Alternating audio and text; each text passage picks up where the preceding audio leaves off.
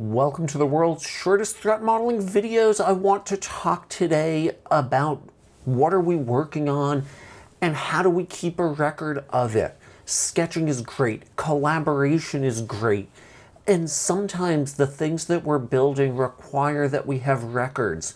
If we're making a medical device, if we're working in finance, regulators might want to see what we've done, and a photograph of a whiteboard might not satisfy them.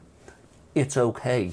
In that case, there's a business reason to develop a document of record, and we can do this in a drawing tool. And sometimes doing that, we learn new things about the systems that we're working on. We add details, and we feed all of these details into the question, what can go wrong?